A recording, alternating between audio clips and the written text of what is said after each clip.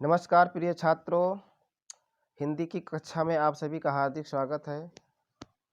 आज हम नौका विहार भाग 2 लेकर आए हुए हैं। नौका विहार भाग 2 भाग 1 आप लोग पहले ही देख चुके होंगे।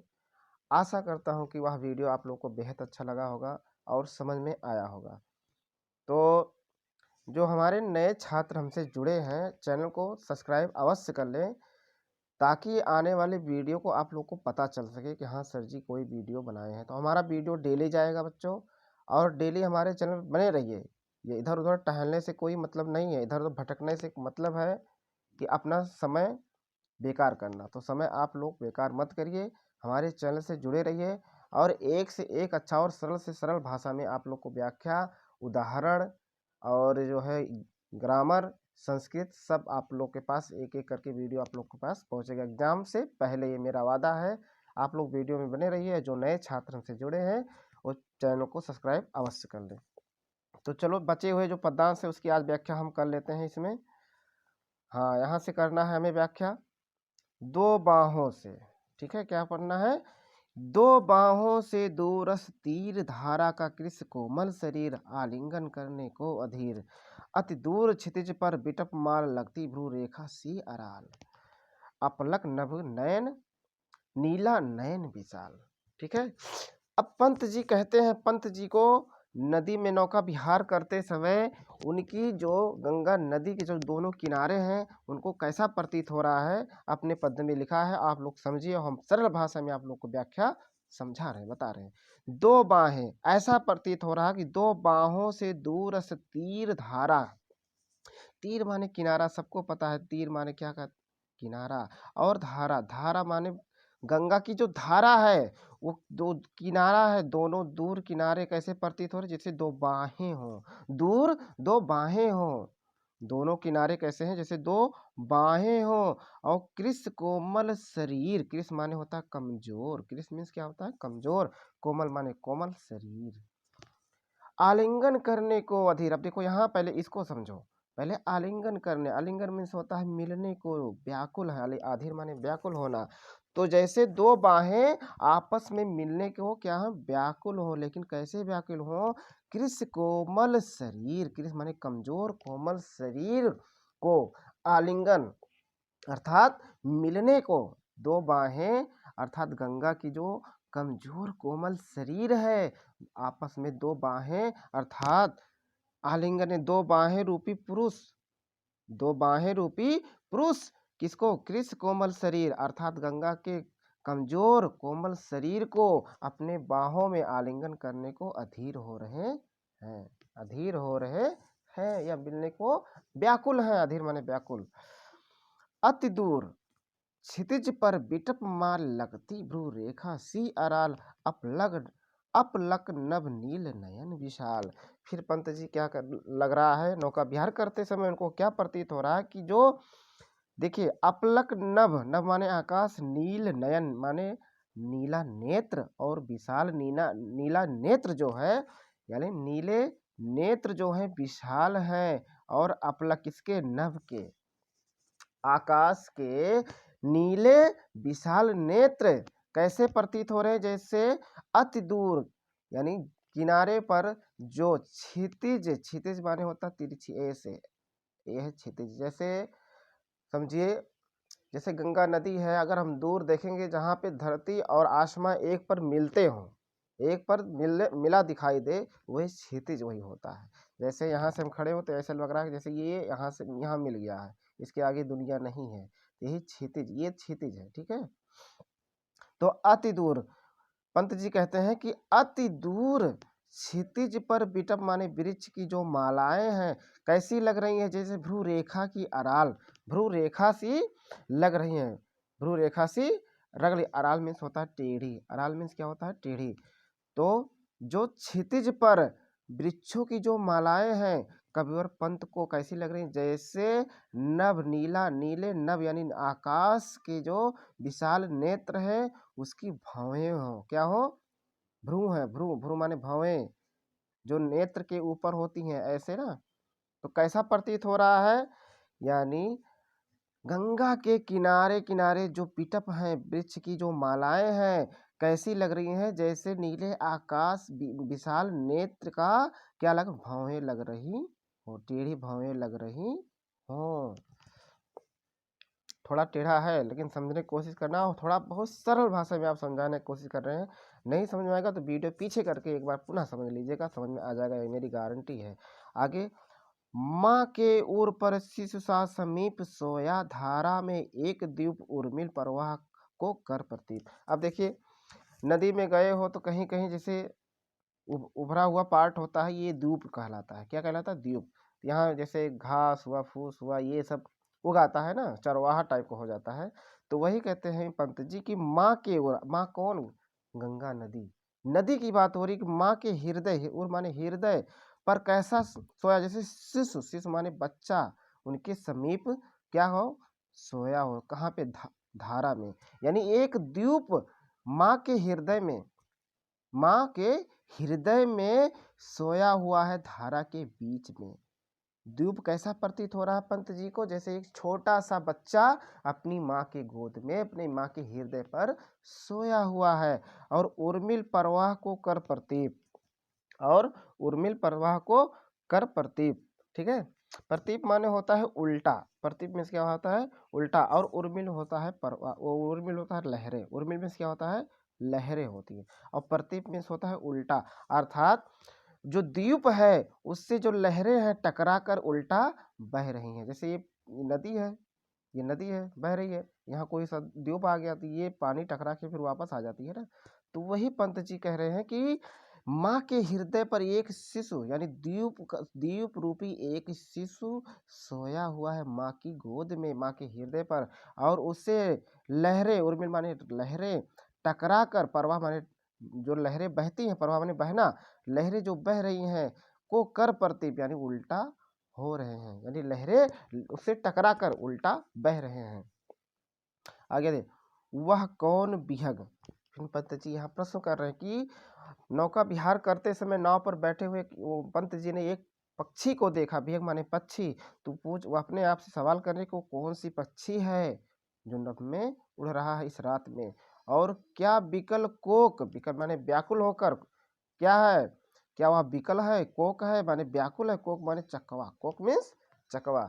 क्या वह चकवा है, व्याकुल होकर उड़ रहा है? उड़ता हरने निज विरह शोक, वह अपने शोक में, विरह में, दुख में वह उड़ रहा है, अर्थात अपने चकवी को, कोकी लिखने यहाँ छाया को, कोकी को बिलोक, अर्थात वह अपने दंपत्ति को, अर्थात अपने कोकी को, चकवा को खोज रहा है, उड़ रहा है, निज शोक, उसके दुख में निरंतर उड़ रहा है। और छाया की कोकी को बिलोक, और अपने छाया को और अपने परछाई को क्या समझ रहा है?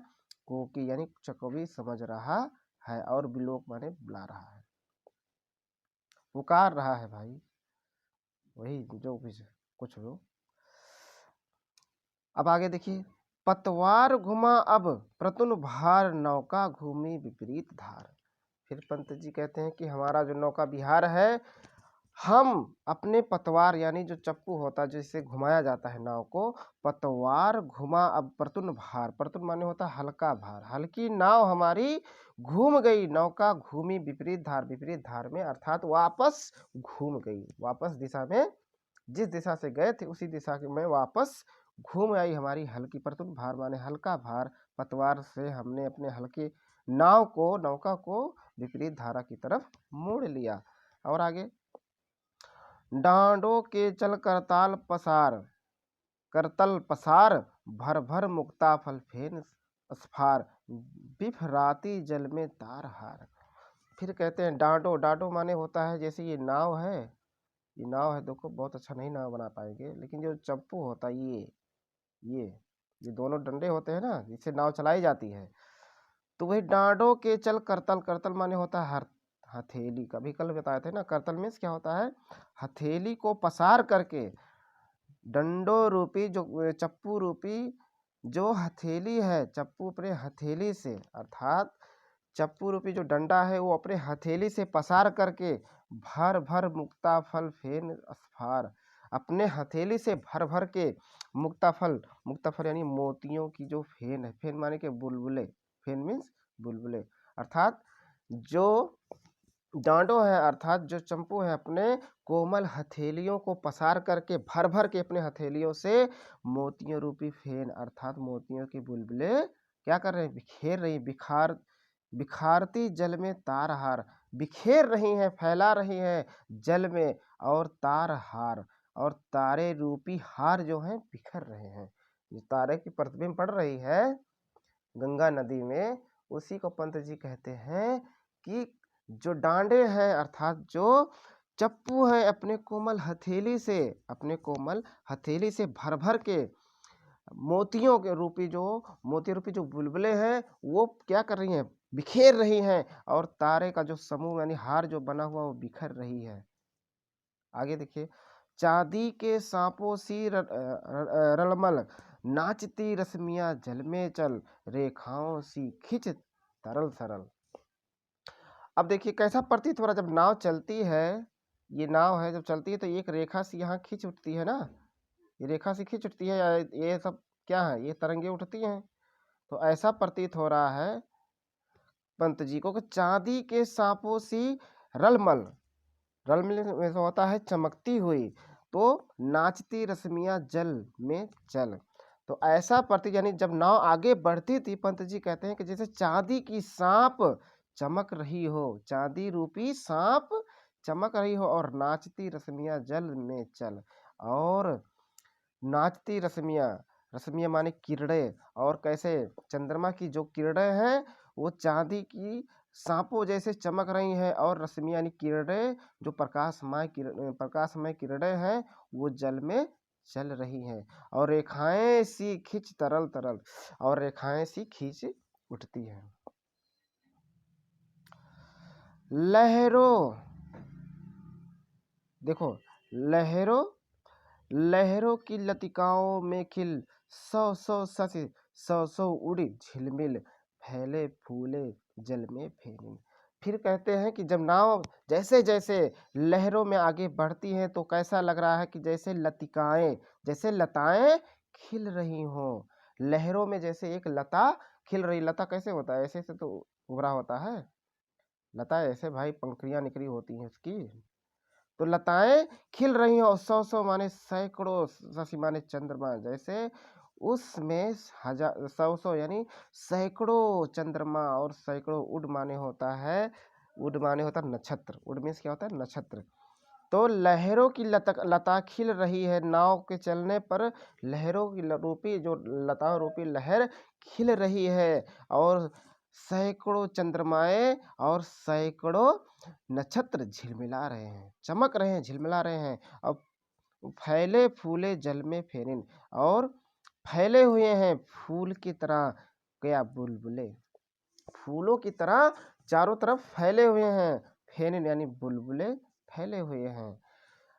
अब उथला सरिता का प्रवाह लग्गी से ले ले सहज था, हम बड़े घाट को सहोत सा।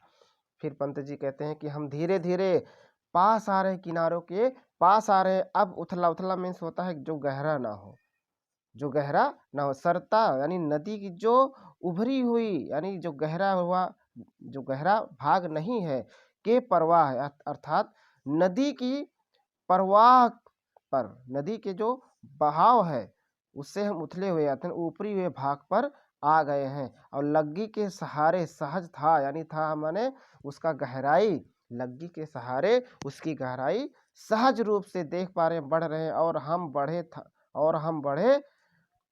हम बढ़े घाट के सहोसा, और घाट की तरफ हम उत्साह के साथ बढ़े। आगे देखिए,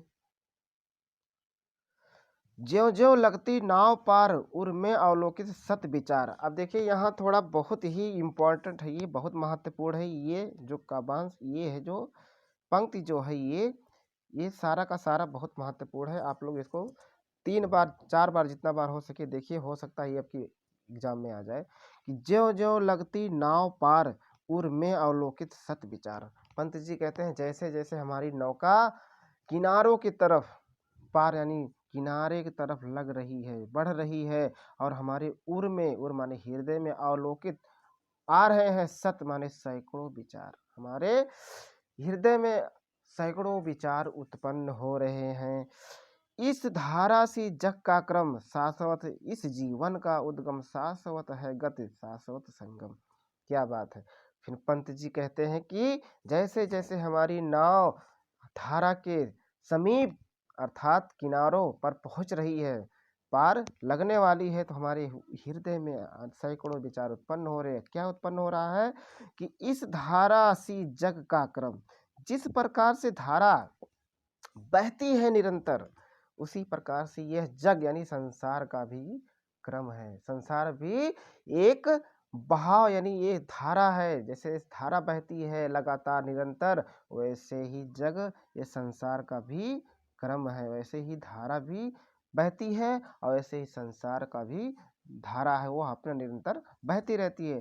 शाश्वत इस जीवन का उद्गम, जिस प्रकार से धारा लगातार निरंतर बह रही है, शाश्वत माने निरंतर, निरंतर बहती है, उस ठीक उसी प्रकार से पंत जी कहते हैं कि इस जो जीवन की जो धारा है, धारा यानी शाश्वत इस जीवन का उद्गम, उद्गम माने उत्पन्न होना। गंगा, जिस प्रकार से गंगा का उद्गम कहीं से हुआ है, पहाड़ हिमालय से होता है, ठीक उसी प्रकार से यह जीवन का भी उद्गम होता है, जीवन का भी उद्गम होता है।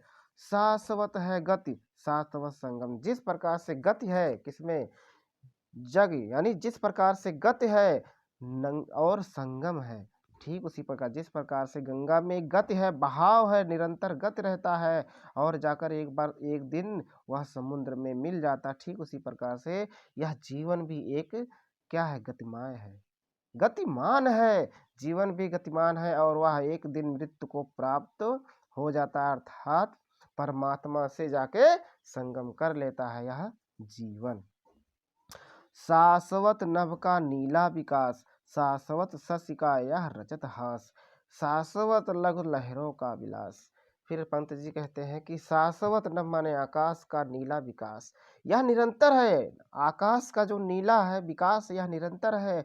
और निरंतर क्या है, शशि माने चंद्रमा का यह रजत यानी चांदनी की जो मुस्कान है, चांदनी रूपी जो मुस्कान यह शाश्वत है, यह निरंतर है। और शाश्वत लघु लहरों का विलास, और छोटी छोटी जो लहरें हैं, लघु यानी छोटी लहरें जो विलास मिलती हैं, यह शाश्वत है। हे जग जीवन के कर्णधार, चिर जन्म मरण के आर पार, शाश्वत जीवन का नौका विहार। ठीक उसी प्रकार से नौका विहार भी है, नौका विहार से हमने कुछ सीखा है। पंत जी कहते हैं कि हे जग जीवन, हे जीवन को चलाने वाले, हे संसार को चलाने वाले परमात्मा, चिर जन्म मरण के आर पार, आप तो जन्म ना जन्म है ना आपका मरण है, आप तो उससे परे हैं, आप जन्म और मरण से क्या है, परे हैं। शाश्वत जीवन, जीवन कैसा है, एक नौका विहार की तरह है, शाश्वत जीवन नौका विहार। और जीवन कैसा है, एक नौका विहार की तरह है। मैं भूल गया अस्तित्व ज्ञान जीवन का यह शाश्वत प्रमाण, करता मुझको अमृत, करता मुझको अमृत दान। मैं भूल गया, फिर कहते हैं पंत जी कि हे परमात्मा, मैं अपना अस्तित्व भूल गया कि एक दिन मुझे भी मृत्यु को प्राप्ति होनी है, मैं अपना अस्तित्व ज्ञान भूल गया। जीवन का यह सस्त प्रमाण है, जैसे नौका विहार है, एक दिन जैसे गंगा नदी है, नदी निकलती है हिमालय से और जाकर संगम हो जाता है, उसका समाप्ति हो जाता है, ठीक उसी प्रकार से जीवन का यह सार है, यह सत्य है कि जीवन भी निरंतर यह प्रमाण देता है कि जीवन कभी निरंतर चलने वाला नहीं है, यह एक दिन समाप्त या एक दिन मृत्यु को प्राप्त करने वाला। करता मुझको अमृत दान, और यह ज्ञान मुझको अमृत प्रदान करता है। तो आशा करता हूँ कि यह वीडियो आप लोग को अच्छा लगा होगा। एक बार नहीं समझ में आया 2 बार देखो, 3 बार देखो, जब तक समझ में आए तब तक देखो, ये गारंटी है मेरी, आप लोग को समझ में आएगा और अच्छे से अच्छे अंक प्राप्त आप लोग करेंगे। बहुत बहुत धन्यवाद।